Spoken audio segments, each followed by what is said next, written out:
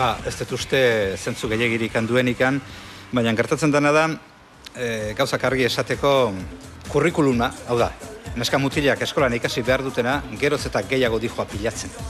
Trafikoa ikasi behar da, bertsolaritza ikasi behar da, teatroa ikasi behar da, noski hizkuntza ikasi behar da, hizkuntzak ikasi behar dira, matematika ikasi behar da, sexu edukazioa ere sartu behar da, bestea sartu behar da, eta inorrez da atrebitzen, inungo tokitan, ez gure jaurlaritzan, bezik eta beste inungo tokitan ere ez da atrebitzen eskoarea sartu eta garbitzen kurrikuluna, eta esatea zein diran benetan oinarrizko irakaspenak bereganatu behar dituenak. Gero beste batzu erantzi dakizkioke, baina oinarrizkoak definitzea.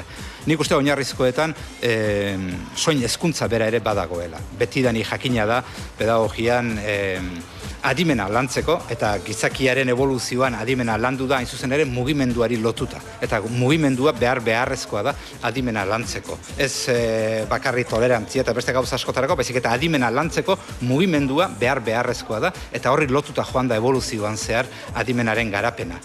Hirugarrenez, esan beharra dago baita ere, Eusko Jaurlaritzak berea duela soin hezkuntzarako prestatzen dituen irakasleen eskola bat. Hau da, bere buruari harrika ari dela neurri handi batean.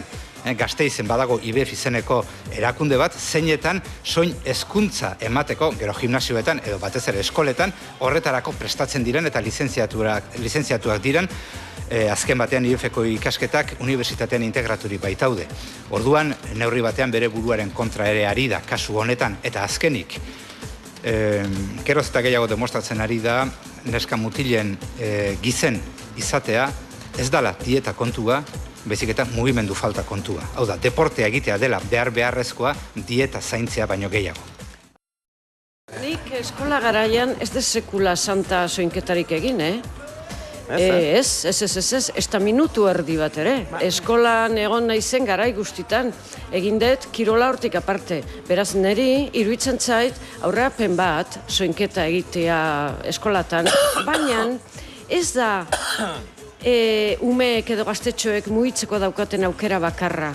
Ez du balio soinketa ordu asko jarri, eta egunero kotxe zeraman umeak eskolaren atariraino oinez jun beharrean. Ze bai, demostratua dago, ez dala bakarrik zer jaten da, baizik zer gastatzen dan. Baina soinketara eraman kotxez oinez junditezkenean kontraesan bat iruditzen zait. Eta etxera igogailuan eta hori egitena.